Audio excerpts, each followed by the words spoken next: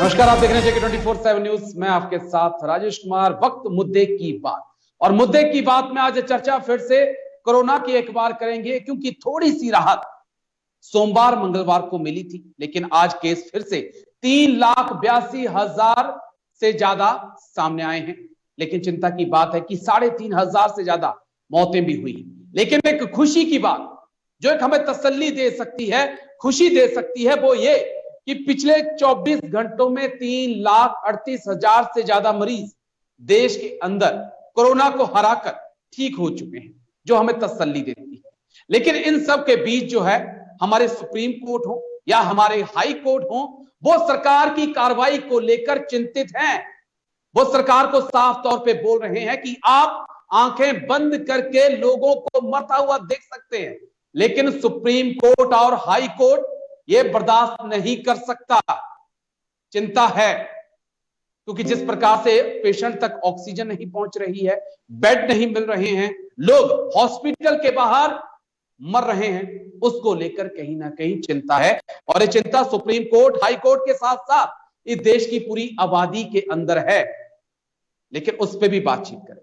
लेकिन अब बात आज इस मुद्दे पे करेंगे कि आखिरकार इस कोरोना से निजात कब मिलेगी, ये कोरोना कब हम भारतीयों का पीछा छोड़ेगा, और कब जो है ये दूसरा वेरिएंट जिसे कहा जा रहा है कि भारतीय वेरिएंट है, इससे हमारा पीछा छूट सकता है। उस पर भी बातचीत करेंगे। लेकिन साथ ही आपको हम अलग अलग राज्यों के हालात भी बताएंगे कि कहां पे कितने कोरोना के केस है, कितनी मौत हुई है, कितनी रिकवरी हुई है, और हम क्या कुछ कर सकते हैं अब इस लहर से निपटने के लिए। और सबसे बड़ा सवाल जो मैं जानना चाहूंगा, डॉक्टर जब जुड़ेंगे, तो क्या कोरोना की पीक दूसरी लहर की आ चुकी है या आना बाकी है, और अगर आना बाकी है तो कितना नुकसान भारत को उसका हो सकता है। लेकिन पहले आपको दो तस्वीरें दिखाते हैं, उसके बाद आगे बढ़ेंगे।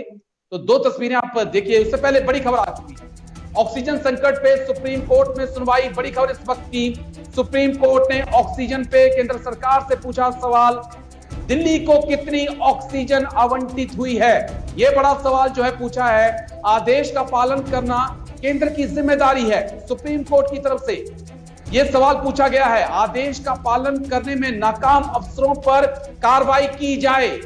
सुप्रीम कोर्ट ने ऑक्सीजन पे केंद्र सरकार से सवाल पूछा है, दिल्ली को कितनी ऑक्सीजन आवंटित की गई।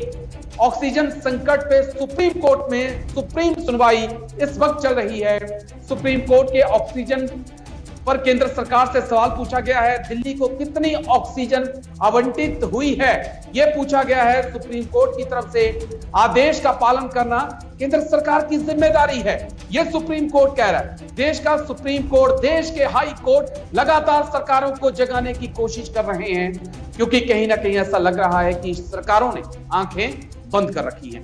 दिल्ली को कितनी ऑक्सीजन आवंटित हुई यह पूछा जा रहा है। लेकिन पहले देखिए, आप कोरोना का ग्राफ देखिए। पिछले 24 घंटों में भारत में 3,82,000 केस सामने आए, 3,738 मौतें भी हुई, 34.84 लाख एक्टिव केस इस वक्त भारत के अंदर। तो महाराष्ट्र की बात करते हैं। पिछले 24 घंटों में 51,880 केस, 891 मौतें, 6.41 लाख केस। कोरोना को हटाने के लिए, कोरोना से निपटने के लिए लगातार प्रयास उद्धव सरकार के जारी हैं, लेकिन कोरोना बेकाबू है अभी भी। उत्तर प्रदेश की बात करें तो योगी सरकार ने कड़े कदम उठाए हैं, लॉकडाउन को बढ़ाने का फैसला किया है। यही वजह है कि 25,858 केस, 352 मौतें, 2.72 लाख एक्टिव केस। लेकिन गांव तक कोरोना पंचायत चुनाव की वजह से पहुंच चुका है, जो चिंता का कारण। पश्चिम बंगाल कोरोना विस्फोट, 17,515 केस, 92 मौतें, 1.18 लाख एक्टिव केस। बीजेपी से ममता बनर्जी जीत चुकी हैं, मुख्यमंत्री की शपथ ले ली है। अब देखना है कोरोना से कैसे जीतती हैं।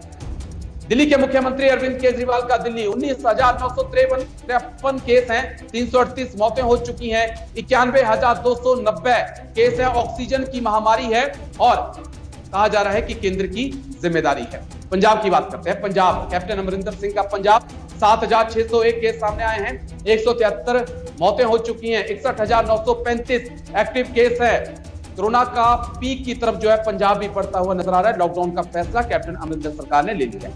हरियाणा की बात करें, पिछले 24 घंटों में 15,786 केस, 153 मौतें जो हुई हैं, और 1.8 लाख एक्टिव केस जो हैं हरियाणा में हैं। लॉकडाउन वहां पे भी है और कोरोना से उम्मीद की जा रही है कोरोना केसों में कुछ कमी आएगी। देश में कहां कहां लॉकडाउन है आप देखिए, हरियाणा में लॉकडाउन लग चुका है, यूपी में, राजस्थान में, गोवा में, महाराष्ट्र में, दिल्ली में, ये वो स्टेट हैं। इसके बाद कर्नाटका और बिहार, और कह सकते हैं कि ये वो स्टेट हैं जहां लॉकडाउन लगा है। लेकिन चिंता की एक बात और भी है कि अब कोरोना जो है, कोरोना की पीक जो है वो साउथ स्टेट की तरफ बढ़ रही है।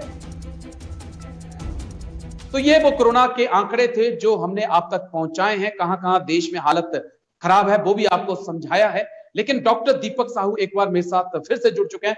बहुत बहुत शुक्रिया डॉक्टर दीपक साहू, आपका एक बार फिर से JK 24/7 को टाइम देने के लिए। हमें पता है कि आप बहुत ज्यादा व्यस्त हैं, कोरोना से आपकी भी जंग लगातार जारी है। लेकिन सवाल ये है जो मैं जानना चाहता हूं डॉक्टर, की भारतवासी भी ये जानना चाहता है कि कब हमें इस कोरोना से निजात मिलेगी, कब ये पीक खत्म होगा, कब हम आम जिंदगी जी पाएंगे? देखिए, इसका कहना तो थोड़ा सा तो मुश्किल है, बट लेकिन अब जिस तरह से लॉकडाउन लगा हुआ है, टेस्टिंग हो रही है, तो उम्मीद करते हैं कि मई एंड तक कुछ हमें इससे निजात मिलेगा, कुछ रिलीफ मिल जाएगा। और अगर पूरे प्रिकॉशन पे हम चलते रहेंगे तो मई एंड तक कुछ उम्मीद करते हैं कि केसेस में कुछ कमी आने यहाँ पे स्टार्ट हो जाएगी। जी, लेकिन जो सख्ती है वो सख्ती जारी रखी जाए तभी निपट सकते हैं, नहीं तो शायद मुश्किल होगा डॉक्टर। बिल्कुल बिल्कुल, लॉकडाउन तो रहना ही चाहिए। अगर इसको खोल दिया तो केसेस फिर बढ़ने लगेंगे। अब भी वैसे इतनी स्थिति कंट्रोल में नहीं है, बट पहले के मुकाबले अगर देखें तो कुछ ऐसा है कि कुछ कंट्रोल में है। पहले की तुलना की बात करें तो वो रिजल्ट थोड़ा सा हमें लॉकडाउन की वजह से ही देखने को मिल रहा है। तो लॉकडाउन इसी को कंट्रोल करने के लिए बहुत बढ़िया है। तो बट थोड़ी परेशानी लोगों को इससे होती है, तो लेकिन क्या है कि इससे केस तो कंट्रोल में आ रहे हैं और थोड़ा फर्क भी है, और मई एंड तक उम्मीद करेंगे कुछ केस कंट्रोल हो जाए। डॉक्टर, एक चीज और है, भारतीय वेरिएंट को लेकर बड़ा हल्ला चल रहा है। कहा जा रहा है कि काफी खतरनाक है, काफी संक्रामक है। मैं जानना चाहूंगा आपसे कि कितना संक्रामक भारतीय वेरिएंट्स है और कितना नुकसानदायक भी है? हाँ, ऐसा कई देशों में भी देखा गया है कि भारत से जाने वालों के लिए बैन कर दिया गया है कि एंट्री नहीं मिल सकती। आपने ऑस्ट्रेलिया में देखा होगा, उसको भारत से अगर कोई जाता है तो वहां पर सजा का प्रावधान भी रख दिया गया है। तो यहाँ का जो वेरिएंट है, यहाँ पर जो म्यूटेशन हुआ है इस टाइम सेकंड वेव में, ये काफी डेंजरस है। सिम्टम्स भी आपने देखा होंगे कि बहुत ही अलग सिम्टम यहाँ पे देखने को मिले हैं। आप फीवर, कफ, नेजल ब्लीडिंग हो सकती है, ईयर ब्लीडिंग भी है, ऑक्सीजन लॉस तो सबने देखा कितना जबरदस्त इसमें देखने को मिला। तो काफी डेंजरस है एज कम्पेयर टू UK और अदर वेरिएंट की अगर हम बात करें तो जो इंडियन वेरिएंट है काफी डेंजरस है, जिसकी वजह से डेथ यहाँ पर हमें देखने को मिली है। और ये RT-PCR में डिटेक्ट हो भी रहा है और नहीं भी हो रहा, जिसकी वजह से फिर उसको हम CT स्कैन से आइडेंटिफाई कर पाते हैं। जी, एक डॉक्टर होने के नाते मैं समझूंगा आपसे कि ऑक्सीजन की सप्लाई को लेकर पिछले 15 से 20 दिन से हंगामा बरपा हुआ था पूरे देश में। क्या अब पर्याप्त मात्रा में ऑक्सीजन मिल पा रही है डॉक्टर? हाँ, देखिए, ऐसा नहीं कह सकते कि पर्याप्त मात्रा में मिल रही है। दिल्ली को तो सप्लाई अब भी कम है, कई हॉस्पिटलों में ऑक्सीजन की कमी हो जाती है। आपने देखा होगा कुछ दिन पहले ही बत्रा हॉस्पिटल की मैं बात बता रहा हूँ, जो उसमें डेथ हुई थी, 8 के आसपास डेथ हुई, तो वो ऑक्सीजन की कमी से ही हुई। और अभी वैसे ऑक्सीजन को लेके हालात स्थिर हैं, ऐसा नहीं है कि इतनी सीवियरिटी है।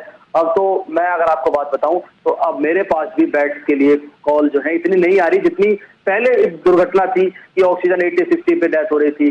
बेड के लिए अब भी किल्लत है, लेकिन जो नहीं पहले के मुकाबले में अब कम है, तो थोड़ा स्थिति सुधरती जा रही है। तो वो किसकी वजह से हुई है? तो मेनली वो लॉकडाउन और कुछ लोगों ने पूरा मास सोशल डिस्टेंसिंग को फॉलो स्टार्ट कर दिया है। ये बहुत अच्छी खबर है हमारे। जी, लेकिन अब एक चीज और देख रहे हैं, ट्रेंड हम देख रहे हैं कि अब नॉर्थ से कोरोना जो है साउथ की तरफ जो है वो ट्रांसफर होता नजर आ रहा है। कर्नाटक की बात करें, हम तमिलनाडु की बात करें, वहां पे केस डॉक्टर इंक्रीज हो रहे हैं। क्या ये एक नई चुनौती है हिंदुस्तान के सामने? हाँ, अगर केस जैसे वहां पे इंक्रीज हो रहे हैं तो उसका रीजन ये हो सकता है कि कुछ, अब तो वैसे देखा जाए तो भारत के हर स्टेट के अंदर कोविड के केसेस ज्यादा हमें देखने को मिल रहे हैं और स्प्रेडिंग तो ज्यादा ही है। तो वहाँ के जो सारे लोग हैं और टेस्टिंग करा रहे हैं, तो टेस्टिंग भी बढ़ाई है, तो जिसकी वजह से नंबर ऑफ केसेस पेशेंट्स के हमें ज्यादा देखने को मिल रहे हैं वहां पर। जी, एक सवाल जो दर्शक पूछ रहे हैं वो मैं समझना चाहूंगा आपसे, फेसबुक पे भी आ रहा है कि डॉक्टर से पूछिए कि एक कहा जा रहा है कि कोरोना हवा में हो चुका है, कितनी देर तक डॉक्टर हवा में रह सकता है और कितना नुकसानदायक हो सकता है? देखिए ऐसा है, जैसे मान लेते हैं अगर कोई अफेक्टेड पर्सन जा रहा है, अगर उसने स्पिट आउट कर दिया, थूक दिया रोड पर, तो उसमें जो एयर कांटेक्ट है, अगर वहां पर कोई नॉर्मल पर्सन जाता है, उसका कांटेक्ट में आता है, तो उसको हम कह सकते हैं कि एयर में फैल चुका है।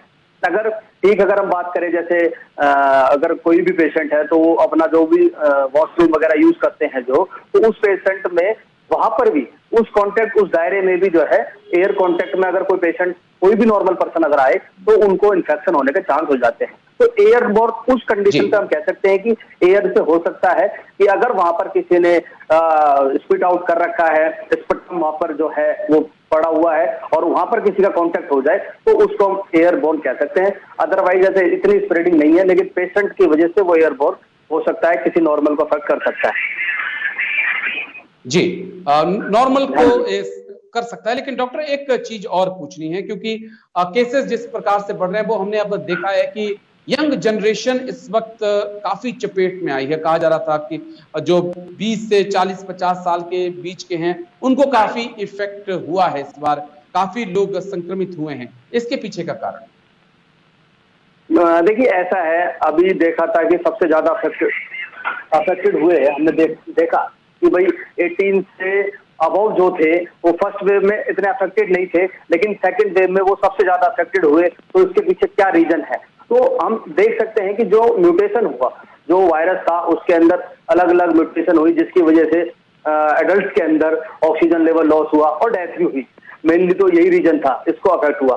और अब तो 18+ से वैक्सीनेशन स्टार्ट हो गया है, जो अगर कुछ एक्सपर्ट का कहना है कि थर्ड वेव भी आएगी तो उसके अंदर भी ऐसा देखने को मिलेगा। बट अब वैक्सीनेशन स्टार्ट हो गया है तो कुछ ना कुछ स्थिति यहाँ पर कंट्रोल में बनी रहेगी। जी, एक मास्क को लेकर मेरा सवाल था डॉक्टर, क्योंकि पिछले कुछ दिनों से मैं भी पढ़ रहा था कि ट्रिपल लेयर मास्क अब पहनना जरूरी होगा। मैं समझूंगा आपसे, क्योंकि लोग सिंगल लेयर मास्क भी लगा रहे हैं, सर्जिकल मास्क लगा रहे हैं, कपड़े का मास्क भी है। बीच में ऐसी खबरें भी आई कि ट्रिपल लेयर मास्क हो। कौन सा मास्क जो है वो लोग यूज करें जो ज्यादा सेफ हो? देखिए ऐसा है, अगर हम बात करें, मैं कहूंगा मेनली तो फेस कवर होना चाहिए। अगर हमारा फेस कवर होगा तो हम वायरस से इन्फेक्टेड नहीं हो पाएंगे, बचे रहेंगे। साथ में अगर हम 3 लेयर का जो नॉर्मल सर्जिकल मास्क है वो लगाते हैं तो वो भी एक सेफ है, पूरा सेफ है, उससे वायरस एंट्री नहीं कर सकता। अगर हम बात करें N95 की, तो वो तो जो कोविड में ड्यूटी कर रहे हैं, डॉक्टर्स हैं, नर्सिंग स्टाफ है, तो वो उनके लिए है। ऐसा नहीं है एक नॉर्मल पर्सन N95 लगाए तो उससे बचे, तो ऐसा कुछ नहीं हम कह सकते। तो मेनली जो है सर्जिकल मास्क लगाएं। अगर उनके किसी पर्सन के पास वो भी नहीं है तो मेनली वो नॉर्मल मास्क लगा सकते हैं, इवन कपड़े का भी मास्क लगाएं, बट फेस को कवर रखें तो कंट्रोल में बनेगी, स्थिति हमारी हो जाएगी। और बहुत बहुत शुक्रिया आपका डॉक्टर दीपक साहू। आप वो शख्स हैं जिसके साथ मैं फरवरी महीने से ही इस पे बातचीत कर रहा हूं कोरोना पर। लेकिन इस वक्त यूपी से एक बड़ी खबर सामने आ रही है। यूपी में कोरोना के 25,858 केस, 352 लोगों की मौत। प्रदेश में कोरोना के 2.72 लाख से ज्यादा एक्टिव केस। प्रदेश में आज से गांव में घर घर होगी कोरोना की जांच। बड़ी खबर इस वक्त की यूपी से, आज से 9 मई तक चलेगा जांच अभियान। बड़ी खबर इस वक्त की यूपी से, देश में एक्टिव केस की संख्या हुई 34.84 लाख। प्रदेश में कोरोना के 2.72 लाख से ज्यादा एक्टिव केस हैं। ये यूपी के हालात हैं। प्रदेश में आज से गांव में घर घर जाकर कोरोना की जांच की जाएगी, क्योंकि पंचायत चुनाव जो हुए, जो पंचायत इलेक्शन यूपी में हुए, उसके बाद खबरें ऐसी हैं कि यूपी पंचायत चुनावों की वजह से यूपी के गांव में कोरोना पहुंच चुका है और वहां पे कोरोना विस्फोट हो सकता है, जिसने योगी सरकार को चिंता में डाला है। वहीं आपको ये भी बता दें कि अब योगी सरकार ने लॉकडाउन लगा दिया है। सोमवार सुबह तक लॉकडाउन की पाबंदियां जारी रहेंगी। पंचायत चुनाव के बाद यूपी में संक्रमण का जो खतरा है वो बढ़ चुका है। हालांकि केस 25,858 के आसपास आए हैं, लेकिन चिंता बढ़ रही है क्योंकि कोरोना के कुछ केस जो हैं गांव में मिल रहे हैं, जिसने योगी सरकार को चिंता में डाल दिया है। हेल्थ सिस्टम वैसे ही हमारा इस वक्त गड़बड़ा रहा है और अगर गांव में पहुंचना है तो चिंता बढ़ सकती है। हैदर अली मेरे सहयोगी मेरे साथ जुड़ चुके हैं, उन्हीं का रुख करेंगे। 2-3 चीजें हैदर अली मैं आपसे समझना चाहूंगा। पंचायत चुनाव के लिए हाईकोर्ट की भी फटकार लगी थी, उसके बाद कई पार्टियों की तरफ से भी कहा गया था ना कराई जाए, और अब नतीजा ये देखने को मिल रहा है कि गांव में भी कोरोना यूपी के पहुंच चुका है। उस पर थोड़ी सी जानकारी आपसे चाहूंगा, फिर एनसीआर में जो कोरोना विस्फोट हो रहा है उस पर भी आपसे थोड़ी सी जानकारी।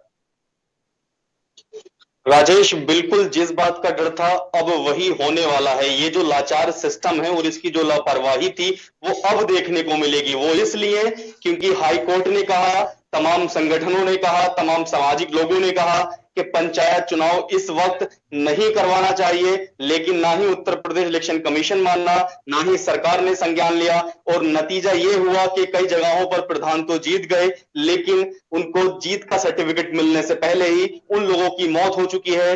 चुनाव के दौरान जिन लोगों ने ड्यूटी थी, तमाम लोगों की जान जा चुकी है, तमाम लोग कोरोना पॉजिटिव हैं। लेकिन इस सब के भी अलग राजेश, फर्स्ट वेव जब कोरोना की थी, गांव के अंदर कोरोना ने दस्तक नहीं दिया था, लेकिन सेकंड वेव में जब हालात बद से बदतर हैं, हेल्थ सिस्टम कोलैप्स है, उस वक्त गांवों के अंदर कोरोना पहुंच चुका है। अब आप लाख जतन कर लो, लेकिन गांव के अंदर, खासकर उत्तर प्रदेश के अंदर एक बड़ी आबादी बसती है। ऐसे में गांव के अंदर अगर कोरोना पहुंच चुका है, वहां लोग वैसे ही एहतियात नहीं बरतते हैं, लापरवाहियां दिखाते हैं, कोरोना को मानते नहीं है। ऐसे में सरकार कैसे रोकेगी उन लोगों को, ये एक बड़ा सवाल है और ये सरकार को परेशान करने वाला सवाल है। सरकार को अब जागना होगा। भले ही आज से उत्तर प्रदेश के गांवों के अंदर टेस्टिंग शुरू होए, लेकिन क्या जिन लोगों को लगाया गया है उसमें एक आपका स्कूल का टीचर होगा, आप एक आंगनबाड़ी का उसमें, क्या वो लोग जांच कर पाएंगे? क्या वो लोग किट से प्रॉपर टेस्ट सैंपल ले पाएंगे? क्या गांव के लोगों को वो लोग मना पाएंगे कि आप टेस्ट कराओ? नहीं मना पाएंगे। ये पॉसिबल नहीं है राजेश के गांव के लोग उनके एक बार कहने में अपना टेस्ट करा लें, क्योंकि गांव के लोगों के अंदर आज तक ये भ्रम कि कोरोना नहीं है। वो लोग वैक्सीन भी लगवाने अभी तक सेंटर पर नहीं पहुंचे, लेकिन हकीकत यह है कि कोरोना ने दस्तक दे दी है। गौतम बुद्ध नगर के एक गांव के अंदर हर रोज कोरोना से मौतें हो रही हैं। आज ही उन लोगों ने सांसद से मिलकर संज्ञान एक लेटर दिया है कि आप स्वास्थ्य विभाग की टीम को भेजे, जांच कराएं। तो ये हाल राजेश है, उस ऊपर से पंचायत चुनाव कराए गए, तो अब जो बोया था वो काटने का समय सरकार के लिए आ गया है। लेकिन शायद इसका सबसे बड़ा नुकसान आम जनता का होगा, क्योंकि जान आम जनता की जाएगी। तो अब सिर्फ उम्मीद ही कर सकते हैं सरकार से कि कुछ कठोर कदम उठाए। लॉकडाउन बढ़ाया है, ये जरूरी भी था, आगे भी बढ़ाना चाहिए, क्योंकि अब अगर कोरोना को रोकना है उत्तर प्रदेश के अंदर तो ये सरकार को सख्त कदम उठाने पड़ेंगे। लेकिन जिस तरह से अभी भी लापरवाहियां सामने आ रही है, लोग घरों से बाहर निकल रहे हैं, उनको अभी भी राजेश रोकने की जरूरत है। हालांकि ज्यादातर जिलों में ई पास का सिस्टम सरकार ने लागू कर दिया है, और वो सिर्फ इसलिए किया गया है कि लोगों की जो रोड पर आवाजाही है उसको कम किया जाए। लेकिन वक्त है संपूर्ण लॉकडाउन का, तभी कोरोना हारेगा, वरना जिस तरह से डेली जाने जा रही है 352 एक चीज और है वो जिस पे मैं आपसे समझना चाहूंगा। 25,858 केस आए, 352 लोगों की मौत हुई है पिछले 24 घंटों में। क्या हम ये माने कि जो लॉकडाउन चल रहा है, एक सख्त पाबंदियां जो चल रही थी, उसकी वजह से यूपी में कोरोना के केस कम हुए? क्योंकि हमने 37 से 38 हजार तक आंकड़ा जाता हुआ दिखाई दिया था, लेकिन साथ में कुछ रिपोर्ट ऐसी भी आई थी जिसमें कहा गया था कि टेस्टिंग कम हो रही है, जो अपने आप में चिंता का कारण है। हर्ष, राजेश, मैं इस चीज को मानता हूं, क्योंकि मैं खुद लगातार हॉस्पिटल में जाता हूं, और जिस दिन से लॉकडाउन लगा है, मैं आपको अपना ही एग्जांपल बताता हूं। एक तो हॉस्पिटल के अंदर पहले जैसी भीड़ नहीं आ रही है टेस्ट कराने के लिए, क्योंकि लॉकडाउन में घरों से लोग नहीं निकल रहे हैं। दूसरी बात, गौतम बुद्ध नगर में एक डिस्ट्रिक्ट हॉस्पिटल है, मैं उसका एग्जांपल आपको देता हूं। वहां तकरीबन पिछले 20 दिन से रैपिड एंटीजन टेस्ट किट खत्म हो चुकी हैं, यानी कि जब से वीकेंड लॉकडाउन शुरू हुआ है, उस हॉस्पिटल के अंदर रैपिड एंटीजन टेस्ट किट करना बंद कर दिए हैं, सिर्फ आरटीपीसीआर कराए जा रहे हैं। तो ये जो आंकड़े छुपाने का खेल है, ये सिर्फ गौतम बुद्ध नगर का ही नहीं है, हर जिले के अंदर टेस्टिंग की संख्या कम हो गई है, लॉकडाउन है, लोग नहीं पहुंच रहे हैं, ऊपर से आरटीपीसीआर हो रहा है, तमाम जगहों पर रैपिड टेस्ट बंद कर दिए हैं। तो इसकी मुख्य वजह यही है जो आंकड़ों में गिरावट हुई है। आप देखें, उत्तर प्रदेश आबादी के लिहाज से सबसे बड़ा राज्य है। आप टेस्टिंग पर ध्यान दें, जो सरकार कहती है कि हमारा मेन मकसद है टेस्टिंग का, लेकिन वैसा नहीं है। जो ये दावे करते हैं वो अगर ग्राउंड पे हॉस्पिटल के चक्कर लगाए, हकीकत से रूबरू हो जाएंगे। टीवी पर बैठ के कुछ भी ज्ञान देने से कुछ नहीं होता राजेश, जमीन पे उतरना पड़ेगा। और ये सिर्फ उत्तर प्रदेश का हाल नहीं है, उत्तर प्रदेश से सटा दिल्ली है। दिल्ली में आप देखें, जहां पहले जो टेस्ट थे वो 1 लाख के ऊपर कराए जा रहे थे और 1.5 लाख तक 24 घंटे में सैंपल कलेक्ट करे जा रहे थे, वहां अब कितने हो रहे हैं? 50,000, 55,000, 60,000। तो ये इस वजह से ये कमी आ रही है आप आंकड़ों में, और आप आज ही इसको बढ़ा दे टेस्टिंग की संख्या, पहले जैसे आंकड़े आपको फिर देखने को मिल जाएंगे राजेश, फिर दिखाई पड़ेंगे। चलिए हैदर अली, बहुत बहुत शुक्रिया आपका मेरे साथ जुड़ने के लिए, अपना बहुत बहुत ख्याल रखिएगा आप भी। तो लगातार आंकड़े जो बढ़ रहे हैं, लेकिन पंजाब से बड़ी खबर इस वक्त की, पंजाब में आज शाम 3 बजे कैबिनेट की अहम बैठक में पेश हो सकती है छठे वेतन आयोग की रिपोर्ट। इस वक्त की बड़ी खबर, पंजाब में लॉकडाउन लगाने पर हो सकता है फैसला, कड़ी पाबंदियां चल रही हैं। पंजाब में कोरोना के 7,601 नए मामले, 173 लोगों की मौत हो चुकी है। पंजाब में आज शाम 3 बजे कैबिनेट की अहम बैठक होगी, बैठक में पेश हो सकती है छठे वेतन आयोग की रिपोर्ट। बड़ी खबर इस वक्त की, पंजाब में लॉकडाउन लगाने पर फैसला आज हो सकता है, कड़ी पाबंदियां लगा दी गई हैं। पंजाब में कोरोना के 7,601 नए मामले सामने आए हैं। पंजाब में आज शाम 3 बजे कैबिनेट की अहम बैठक होनी है।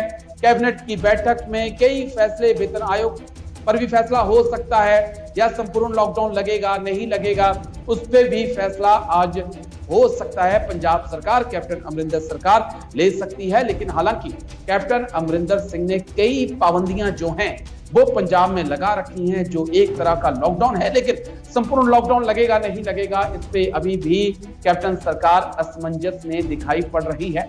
हालांकि आसपास के स्टेटों में संपूर्ण लॉकडाउन जो है वो लगा दिया गया है, चाहे बात राजस्थान की हो या बात हरियाणा की हो या बात दिल्ली की हो। अब पंजाब क्या कुछ करता है, इस पे 3:30 बजे के आसपास पता चल पाएगा कि कैप्टन अमरिंदर सिंह क्या फैसला लेते हैं। तो देश में कोरोना के मामले लगातार बढ़ रहे हैं, पंजाब की हालत भी अब बिगड़ती जा रही है।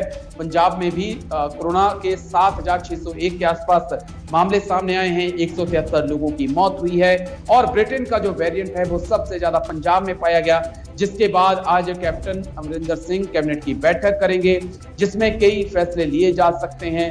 संपूर्ण लॉकडाउन पे भी फैसला लिया जा सकता है। आपको बता दें तो पंजाब के हालत भी इस वक्त कोरोना के कारण बद से बदतर होती जा रही है, लेकिन कैप्टन सरकार किसका इंतजार कर रही है वो चीज समझने की अभी जरूरत है।